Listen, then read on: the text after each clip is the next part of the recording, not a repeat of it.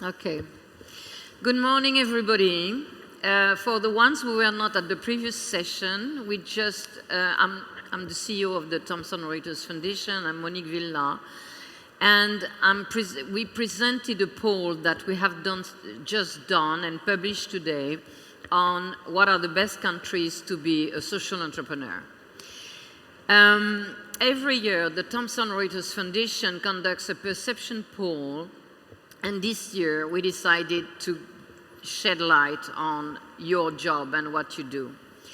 So we have done this poll in partnership with Deutsche Bank, with UnLtd, and with Global Social Entrepreneurship Network.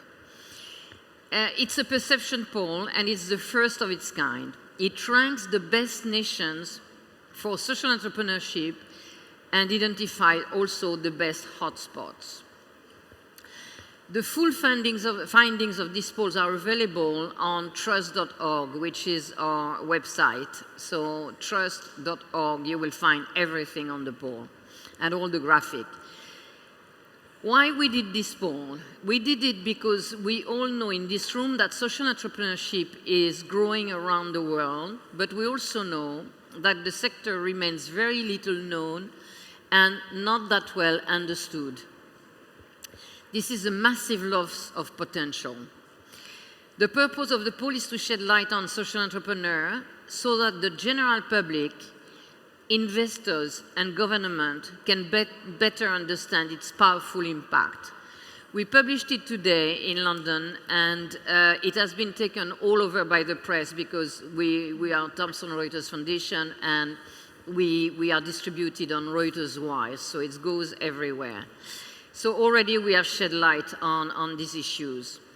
For this poll, we interviewed 900 experts in the world, 45 biggest economy. The only economy we could not report numbers on is Iran, because we could not obtain enough responses. So when we don't have enough responses, we don't speak of it.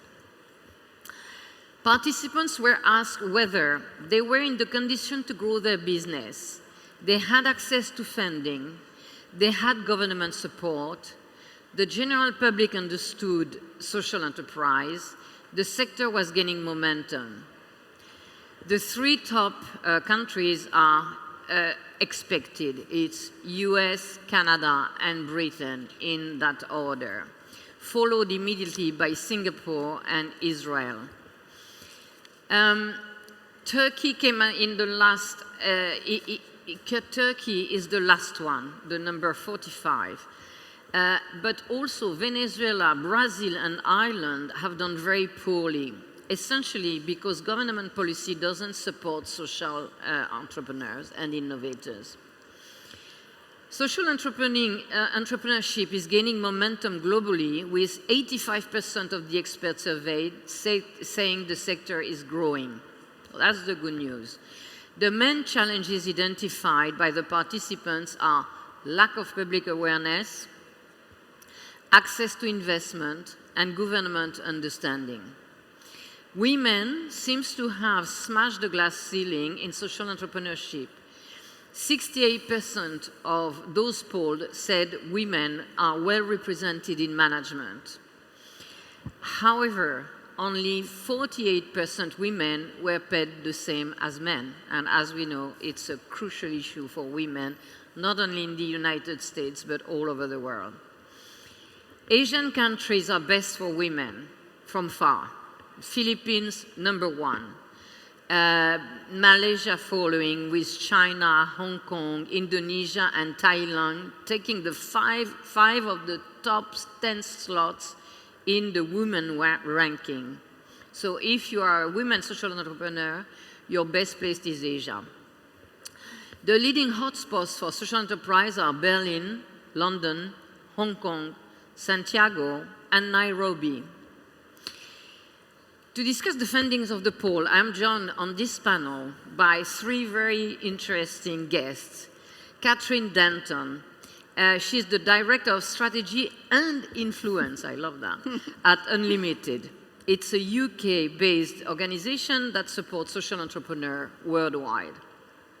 Erika Locke, on the other hand, is Director of Fellowship Program at Echoing Green, an American global nonprofit that since 29 years helps develop pioneers responsible for such entities as Teach for America or One Acre Fund, or also Michelle Obama was a fellow in long time ago. Yes. Finally, Will Koenig, who is the man on our panel. We are not an all-women panel. Will Koenig is the co-founder and director of Deutsche Bank Labs in Silicon Valley. He's a technologist and enterprise architect who has facilitated design workshops, experiments, and prototyping, and coordinates outreach promoting Deutsche Bank's community involvement and immersion. With that, we are going to jump to the first questions, but I want this Q&A session to be really interactive, so if you have a question, you can jump in anytime. You are welcome. So first, I will ask the three of you, what is the finding that you didn't expect in that poll? Erica?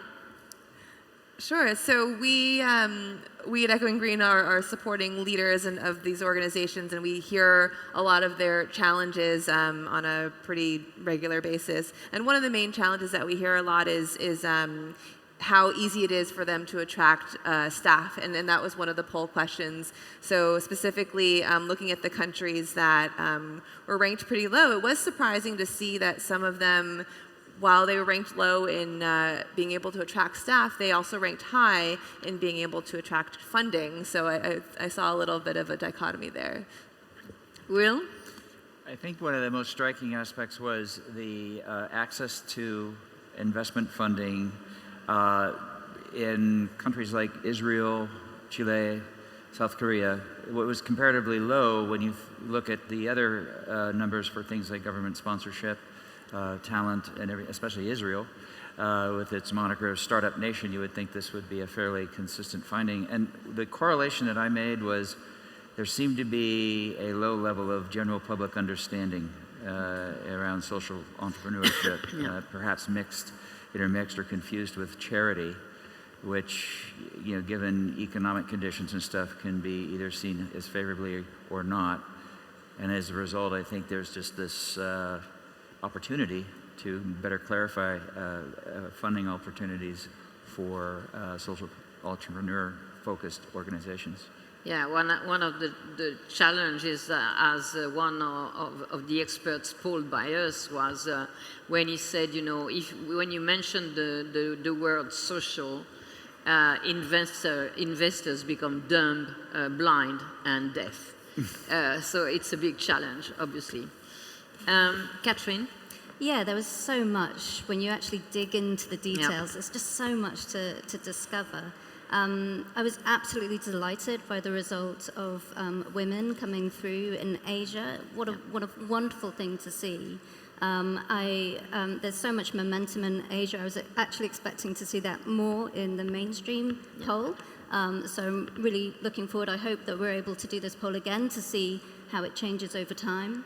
It was very striking how 9 of the 10 countries who were in the top were also in the top for government. So it does show that the hard work that a lot of those governments have been putting in place really pays off. And I think there's a lot to learn for other countries about what they can do. Yeah. And finally, I think the most important finding for me was about public perception as well. There's a kind of clear momentum that a lot of experts reported, actually across the board, although there's a real concern for the UK. We ranked one of the lowest on that. But to me, the way that we really essentially optimize our ability to create this movement is to really go mainstream. So how can we penetrate the public perception of social entrepreneurship? Yeah, good point. Erika, the findings show that capacity is an issue for the sector. And at Echoing Green, you work to accelerate the growth of leaders in the space. So how can we use the finding of this poll to scale success? Yeah, I think this poll is really fascinating. I'd encourage you all to take a look at it, very specifically because every country has different barriers. And at Echoing Green, what we do for our fellows is we try as much as possible to eliminate these barriers. But now we've really pinpointed, if there's a person working in a country where there isn't as much grant funding, clearly due to the poll, we should probably work to help build that ecosystem of grant funding in there. Or if it's about hiring staff or building public awareness, there are different challenges now and identified to specific countries, and we can help our fellows in a much more directed way. Yeah. Well, one of the key barriers that is identified in the poll is clearly access to finance. So at the Deutsche Bank, you are well placed to answer that question. Is it more difficult for social entrepreneurs to raise funds than to others? And if it is the case, why? I think it goes back to this, call it favorable, call it unfavorable association with the word charity. Clearly, these are social innovation, social entrepreneurial efforts that are for the social good. And the notion of charity sometimes has a less than favorable connotation. I don't personally believe that, but I think that's one of the stumbling blocks. In the United States, given my experience, it's a little different because as part of one of our facilitating roles at the labs, we are frequently in the midst of pitch sessions where folks are taking their ideas and presenting them for potential investment or adoption. And increasingly, these pitches involve organizations or firms with a social bent. And I think one of the vehicles potentially is to incorporate more socially directed ideas and firms toward these more general financing rounds. How do you do that? Well, we have partnerships with a number of accelerators as part of our job, and they simply apply for these rounds, these batches, where they spend some time. Perhaps if it's an incubator or if they're going for a funding round, they can just participate like any other startup. And we're finding that the number of social startups, I'll call them that, is actually increasing with every batch. And I think it's maybe somewhat unique to the US or the UK or perhaps Canada, but it's certainly nothing that any other country couldn't embrace as part of the efforts to gain finance. So what can we learn from the experience in countries where access to funding is relatively steady? In between these 45 countries, you have so many different trends. So the ones who work well for access to finance, why is it, and how the ecosystem could work better? My predominant focus is the United States, so it's probably a bit biased in that respect. But there just seems to be... But you're number one, so that's fine. And so let's talk about that. Why are we number one? There's nothing preventing any of the countries on the list, and even those that aren't on the list, from simply going to the survey, as you pointed out, Erica, and just seeing what works. And for those countries and those firms within those countries that are starving for finance, maybe this is an opportunity at the governmental level to increase the amount of government support overall, if only to get things moving, and couple that to perhaps a communications plan in the public awareness space to really openly embrace this notion of social entrepreneurship as a means of seeding the thought, which often leads to a momentum that carries forward into the area of finance. That's one thought. I mean, when you look at the more sophisticated kind of responses to social entrepreneurship, I think what you find is governments that have taken a really global perspective, but also a perspective from the social entrepreneur and the different stages of those social entrepreneur journeys, really thought about the whole pipeline, thought about the different mechanisms for change, that's when it's been successful. So asking the question around finance, but then asking the question about non-financial support and how that can interact with different types of social finance at different points in that social entrepreneur's journey, I think that's probably been the secret of the success of the likes of UK, Canada, and the US. Yeah. Yeah, so not finance, but what? Well, no, finance, absolutely, but also giving the right type of support to people at the right points in time. So at the idea stage, people need backing, they need inspiration, they need momentum. They don't need to know the details of how to run a business model. They need to know that at the point where they've got that idea, they've got traction, they know they've tested their market, then they need to get into the details of business modeling, et cetera, et cetera. Investment, you need very different skills. So really kind of matching up and thinking about the just-in-time support that's needed in terms of the whole of the ecosystem and matching that with the different types of social finance, that's the secret to success. Yeah, good point. Any question at this stage in the room? Yeah? Speak loud.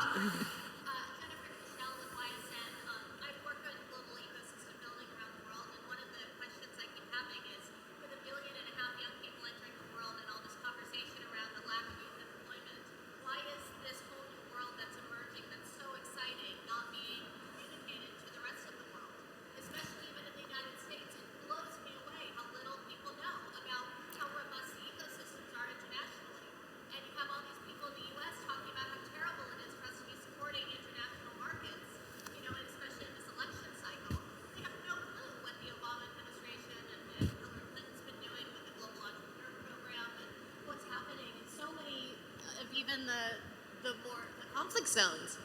So I'm saying entrepreneurial ecosystems are exploding everywhere. Why are we not doing more along the public awareness lines to communicate that to the mass public? I couldn't agree more. And this is the reason why UnLtd was really passionate about working with Thomson Reuters Foundation, and thanks to the backing of Deutsche Bank, because this isn't a poll really for us. It's a poll to try and get others excited about the possibility of social entrepreneurship and create a little bit of momentum and maybe even competition between governments to be able to think, what can we do to stimulate this amazing activity and make it much more vibrant across the world? Yeah. And I was just delighted by looking this morning at the response from the media, not only in the UK, but globally. Yeah. People are interested, and we just need to be much more proactive about getting those messages out there. Yeah, I would, to follow that, I think tooling is there. So you can go to Codecademy, you can go to any of these online courses. So the means by which to establish a rudimentary knowledge of, say, programming or any other resources that you might deem essential to carrying forward your idea are there. I think what might be lacking consistently across all of these jurisdictions is the government remit to let youth just go ahead and be creative. I mean, coming from a very large company, I can tell you that's absolutely a barrier within our enterprise. And then enabling some kind of a framework that here's how you do it. Start here and begin your journey. It's not something that I've seen consistently enabled, and therefore I think you're seeing the results in masses of youth unemployment who are potentially very capable. It's just that there's no mechanism for them to engage their creativity. Indeed. I'd also add that it's not just about the technical skills and capacity of young people, but you have to also build the network of support, because entrepreneurship requires the network, and social capital is just so important for people to have success. And often you see in the social entrepreneurship world, the people who are a lot of the social entrepreneurs are coming from the populations that they serve, and often are not as networked themselves. And I think that those are some of the barriers that we as a group and as all players in this space should be trying to identify and dismantle. Any other question on that? No. So, Catherine, you work extensively at UnLtd on spreading the best practices among entrepreneurs and entities. So this poll result, how valuable it is to this action you have of spreading it? Yeah, I mean, it's really important, I think, to get practical about how we can spread best practice around the world. So UnLtd originally set up, and we thought we were really unique and wonderful, and we wanted to spread the word, and we opened up our IP and sort of stimulated lots of other similar like-minded organizations. But actually, pretty quickly, we realized that there were some wonderful emerging accelerators and who really shared our values. So we actually set up the Global Social Entrepreneurship Network. And this is a network which is all about sharing best practice. Yeah. And I think one of the things to note is that, okay, you know, it's very, very important for the likes of US, Canada, etc., to be able to share best practice to other countries. But actually, we're finding in that network, it's coming the other way around. So we had South Africa, Lifeco UnLtd, actually going to visit the Social Entrepreneurship Academy in Berlin to share their best practice and actually contribute to the MOOC that the Academy are creating. And South Africa, I think, was 37th. Yeah. Germany was 12th. You know, so we can all learn from each other. And I was thinking, gosh, you know, what if I was Turkey right now? Wow, that would be really kind of intimidating to be looking at the US. But actually, if we not only for social entrepreneurs. Absolutely, yeah. Right? Yeah. And I think the answer is that we don't get too complicated. We just do simple, practical things where we're sharing best practice and insights, whether we are in the finance side, whether we're looking at legislation, whether it's legal advice. You know, get practical, get simple, and I think we can all rise together. So in the UK, the experts we spoke to were telling us that they were quite worried by Brexit. Yeah. And the big break it could give to the movement and the accelerator in the UK for social enterprise. Yeah. So what do you think of that? Are they right to worry? Or? I mean, you know, Brexit is obviously going to be a major challenge for the UK, there's no doubt about it, and indeed the EU. Once we know what it is. Once we know what it is, quite. Yeah. But as with anything, when you've got major changes and shifts, it kind of loosens everything up, right? And I think this is a really, really exciting opportunity for social entrepreneurship to kind of come through, to regain that momentum, and to not just look at like, our kind of traditional idea of how do we create social entrepreneurs, how do we create that pipeline, but think about new innovations of how we can do business differently. Yeah, that's a good point. Any question now to any of our panelists? No? All right, so Will, the successful social entrepreneur identified in the poll have a tech focus. What does the poll tell us about the role of technology in enabling social entrepreneurship? So I think that's very closely related with the promise of technology in its ability to, at once, really optimize the basic functions and processes that any firm, and especially a socially directed firm, wishes to achieve, because you're always short on resources, and typically that means you're always short on human resources. And with all of the advances in technology today, where you've gone from the dot-com boom of the late 90s, where the very first thing you had to do with your idea is to determine how to capitalize it, to pulling out your credit card and buying some resources on Amazon Web Services, and then go to any of the open source sites out there and build your dream for a comparatively small sum of money. I think the same mode of is equally applicable to social entrepreneurial efforts, because if you can get the basic capabilities that is needed to sustain the organization in place, and arguably with a few talented people you could do that fairly easily, you're then able to focus that much more time and that much more money and attention on the core mission of the organization. So I think increasingly technology is going to have that catalyzing influence on our ability to take a socially oriented idea and actually do something with it. Do you agree with that, Erica? Yeah, definitely. Yeah. How did you come to do what you do now at Deutsche Bank? Happy accident. So I think I had some colleagues. My colleague in London, as a matter of fact, was in for a visit, and we were driving down to the lab in Palo Alto one day, and I said, so why are we all in this car? Yeah. And the one word that stood out was curiosity. We just walk around with question marks on our forehead, and we're willing to put ourselves out there, fully admitting we don't know everything there is to know, knowing that collectively we will learn a lot and get to know more as a whole. And it's always driven this forward-looking thought of, okay, that looks really interesting, tell me more, and it doesn't really make any difference what area of focus it happens to be. It's just this general need to know and a curiosity to drive that need forward, I think, is really the motivating factor behind a lot of this. Yeah. Was it the same for you? So the reason why I got into this space was because I was really passionate about social leadership and actually resilience of people to be able to overcome some of the real difficulties that they face. And I'm not going to lie, I had a pretty difficult childhood myself. I had some challenges.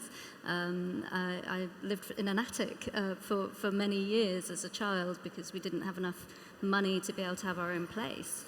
And so to me, what I get particularly excited about in terms of social entrepreneurship is the grassroots social entrepreneurs. So those people who are experiencing severe problems or seeing real injustices in the world, and how passionate that they can get to want to be able to lift both themselves and others out of those situations. That's where I think social entrepreneurship is all at. Yeah, so that's why I got into this space. Yeah, great. Erica? Not far off from what Catherine said. I've always determined myself not to be an entrepreneur myself. My mom was one, and I understood that life was not for me.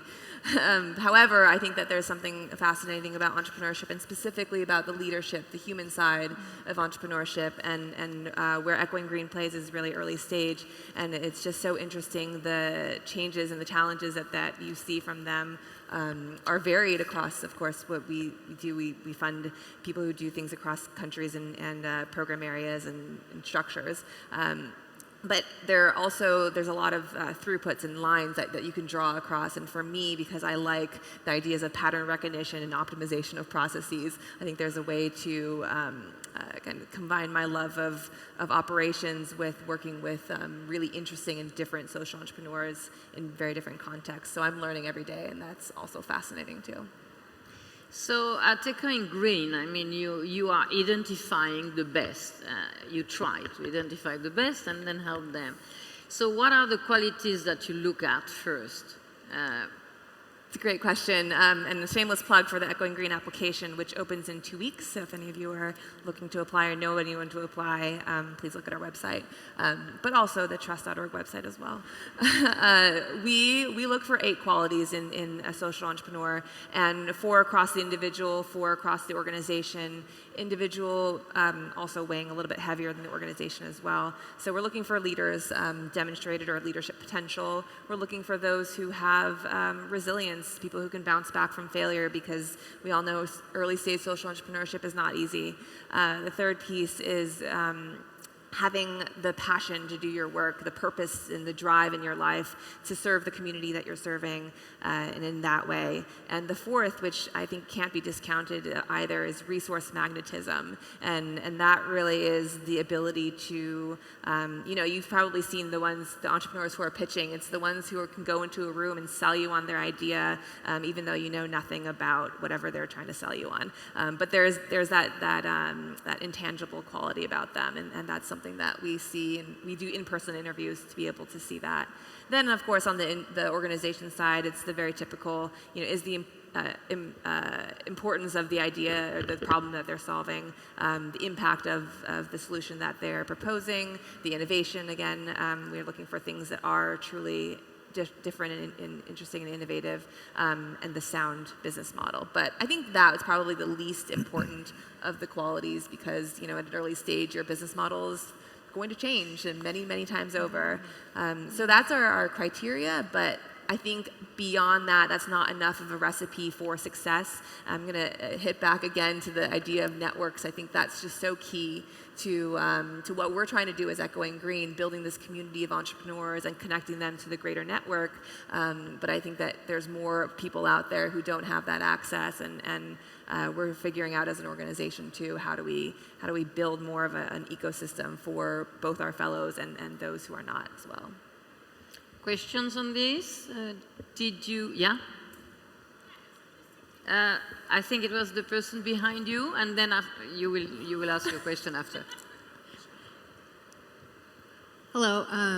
I work at a private foundation in Minneapolis, Minnesota, and I'm wondering if any of your polling or data looked at differences within the United States. I think there's some data to suggest and some anecdotal evidence that flyover country isn't doing quite as well as the coasts in terms of having robust ecosystems to support entrepreneurship. And our foundation is really trying to work on that in our market. So I'm wondering if you have any sense of the differences within the United States and any advice for the specifics around supporting I think those. it would be another poll that we would need to do, because we looked at 45 countries, which is already a lot, spoke to a lot of experts, and it's difficult then to go state by state in the US. But indeed, it would be very interesting to do it.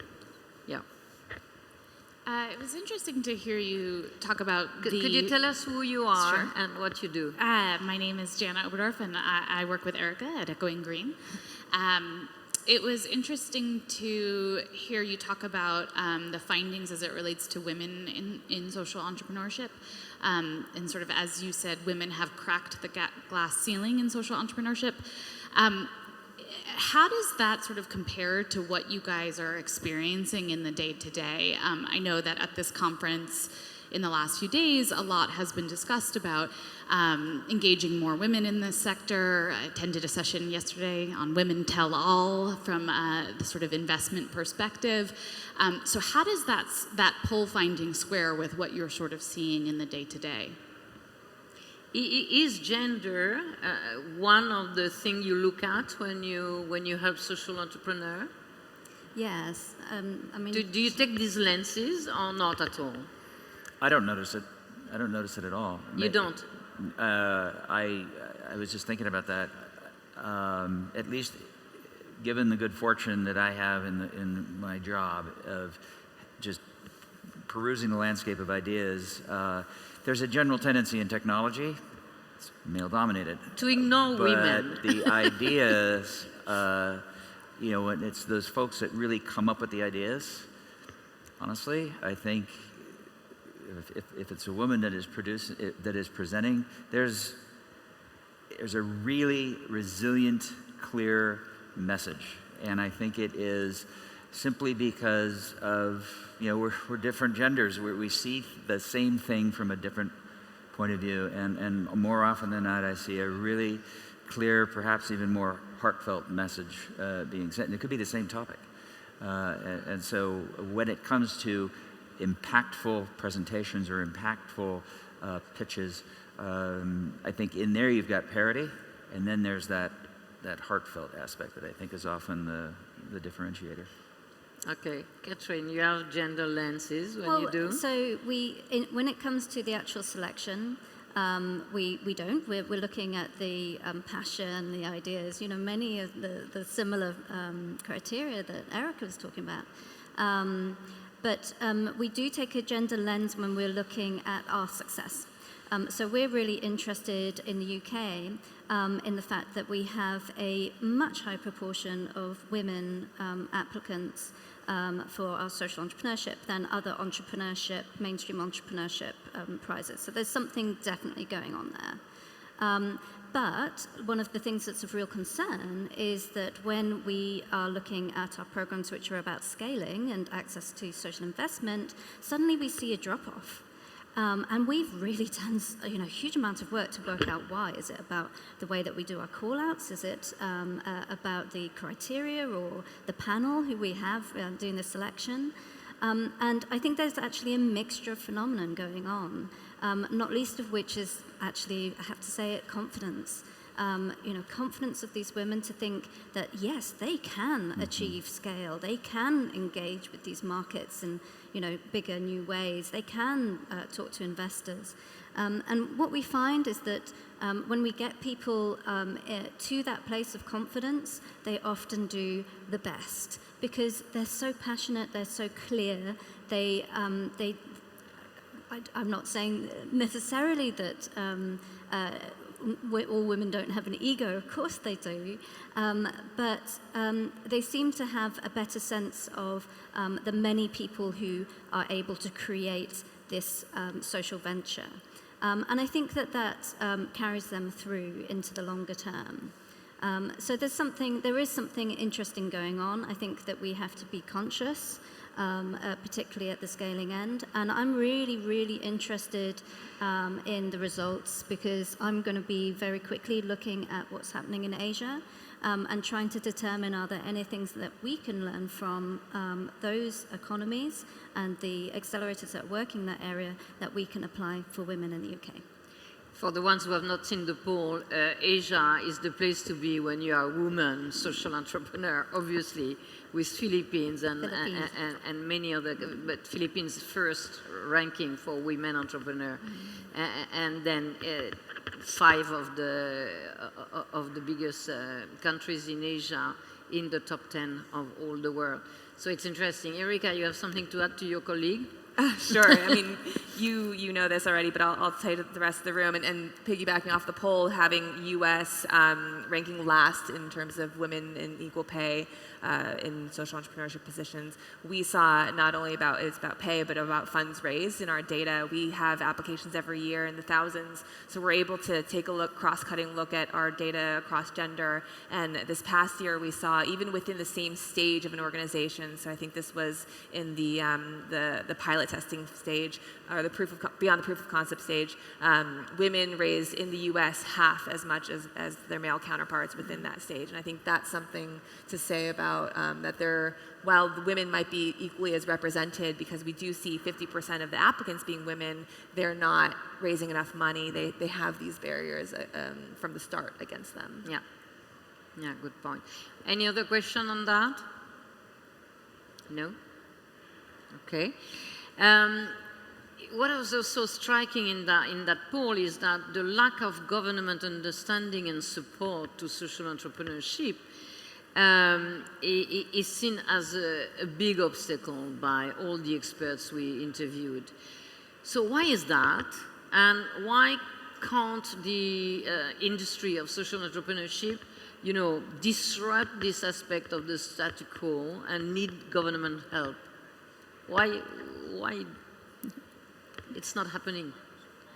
So we actually see that from our fellows as well. They and many of them, in the work that they're doing, some of them require the government's assistance and their cooperation, especially when it comes to scaling in education and so on.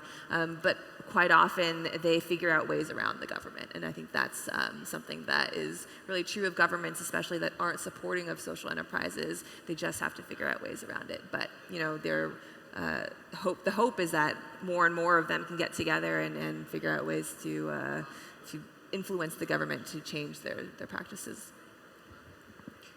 I mean, if you put yourselves in the shoes of those ministers and those civil servants who are trying to make those decisions, it's really quite complex, right?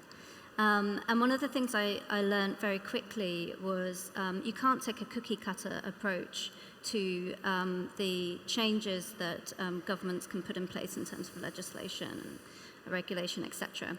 Because each country has got its own socio-political, economic context and culture, and also its own state of evolution in terms of social entrepreneurship and the appetite. So what I would be saying is taking really, really historical lens on what are the right types of interventions that governments can put in place will be very, very powerful for those people who actually, I find, not in all countries, but in many, many countries, are really positive and want to help social entrepreneurs and stimulate social entrepreneurship. And being very, very sensitive to not doing a single change. So, it's been really exciting work in doing prizes. We'll put X amount of money in doing prizes, and that's all we'll do.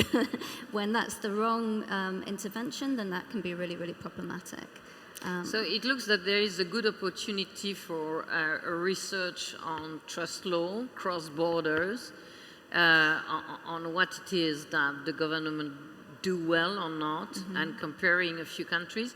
I mean, we have done this kind of research time and time again on many, many different issues, from slavery and trafficking to what should be the best law on domestic workers for the Philippines, etc. And it's always incredibly helpful to the social entrepreneur or to the NGOs. For instance, in the Philippines, on this, the question was what would be the best law for domestic workers in the Philippines. And they asked for that to study the situation in 13 countries or 14 countries. White and Case, which is an American law, and did it. We published the NGO, the social enterprise indeed, there, Visayan Forum in the Philippines, took it, did the advocacy with all the government and MPs, etc., and a law was voted that changed the status, completely the status of domestic workers in the Philippines, so benefited to 2 million people. And today in Asia, it's absolutely recognized that the Philippines are the best in that field. So I don't know if we could think globally, or maybe you on your side, what we could do maybe to help through trust law to research one interesting angle that then you can push out to your different governments. I mean, one thing that I would say is the rush for governments to set up a particular legal form has been damaging in the past. In the UK or everywhere? In a number of countries, speaking to colleagues and experts. Allowing social entrepreneurship to grow organically within that country, and then identifying the appropriate legal forms is a much more powerful approach than kind of doing top-down, oh right, we're going to put in this legal form and these will be the regulations around it. And then suddenly finding that nobody's using that form because it's completely inappropriate for what's naturally happening in that country. So there's many things that could be done, but that's one example. Yeah, I'd back that. Huh? We see that too. I think that's a great idea. Let's do that. I would almost liken that to a lack of a very loosely coupled but nonetheless consistent framework that would accommodate that necessary loose-endedness in terms of allowing the situation, the locality, the community to kind of find out where the priorities exist and everything else, and having all of the official functions kind of just trust in that, and allowing the framework to provide the channels that could then be leveraged in a social context, financial context, and any other context to enable the resources to get there in the appropriate amount. And then I think there's kind of this organic or holistic aspect of allowing the flow of resources and opportunity to go where it's most needed in a much more natural fashion. Yeah, good. Any question on this or any other issues in the room? Yes? Hi, my name is Bing Li. I'm a founder of the US-China Social Innovation Forum, and I'm very interested to know some specific projects of collaboration, projects your organizations have done to help the social entrepreneurs to grow and develop in different countries. And particularly I'm interested in what you have done in China, of course. And also talking about the government regulations, you know, like in China, there's very strict regulations and laws put on foreign, especially like a collaboration with foreign organizations, international organizations.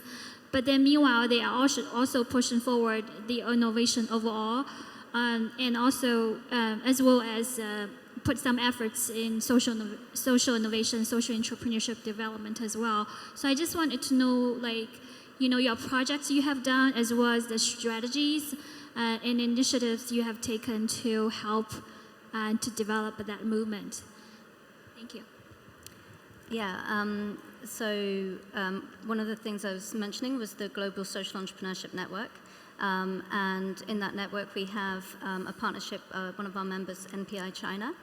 And we've really enjoyed working with them.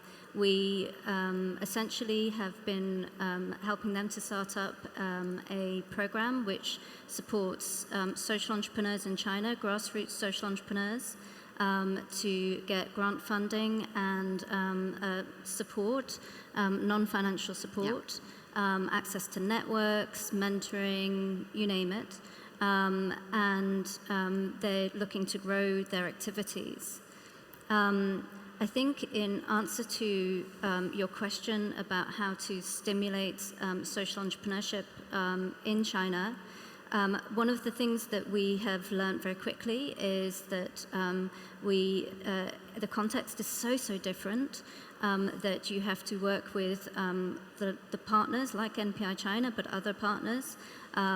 Universities are incredibly insightful, and I think a lot of the universities are really picking up onto social entrepreneurship more quickly than other institutions.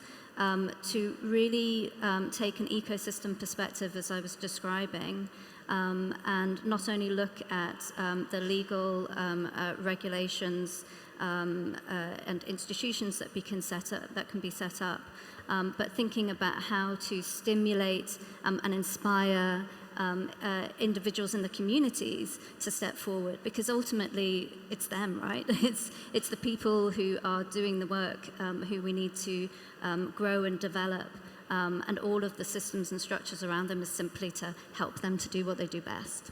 Well, trust law is also very active in China, and we help a lot of social entrepreneurs with pro bono lawyers, Chinese pro bono lawyers. We have 16 law firms working pro bono for our social entrepreneur in China.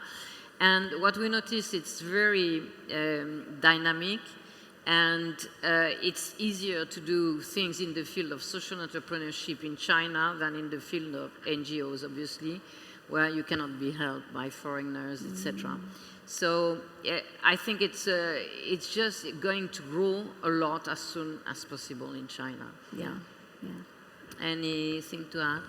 Yeah, we're much more on the front end of seeking out social entrepreneurs in China, which is where some of our partnerships lie. But I'd piggyback off Catherine and say a lot of them is with the universities. No view on China. Okay, any other question? I would like to finish by coming back to this woman aspect in the poll. And so in Asia, it's really good to be a woman social entrepreneur. In other countries, it doesn't seem to be as easy. Do you have any idea why and how it could be remedied? In the United States, it's particularly a challenge for whatever reason. I think it's nonsense, but I honestly do not know. It's so, dare I call it a stigma? I mean, it doesn't need to be, but it seems to almost be this unspoken limitation, which is completely false. But I go into any number of these meetings, and if there's 100 people in the room, maybe 15 or 20 are women, and I just don't understand that. It's just, I wish there was a pill you could drop in a glass of water and make things right, but I honestly don't have an answer for it. I just lament Erica? Yeah, so what we've done in the past was we've been seeing a lot of the 50-50 in our applicants, and in the recent years we actually saw a little bit of a drop in the number of our fellows who were women in ratio to those who are male. And what we did was we took a look at every aspect of our vetting process, from the applications submission to the finalist round interviews and selection, and employed a lot of things, like blind reading and other sorts of sensitivity trainings for those who are our evaluators. And to last year's results, we actually were able to, without any sort of moving around, we had more women in our climate pool than we have ever in the past, which I think is a very male-dominated industry as well. But I think that just being aware and intentional about your vetting, and especially in the funding arena, being aware of who's not in the room and why they're not in the room is the first step. The second is trying to get them into the room and train them to, if it is about confidence and building that, getting them to the position where they can get those decisions made. So if in 5 years we do the same poll, what would be the results in your view?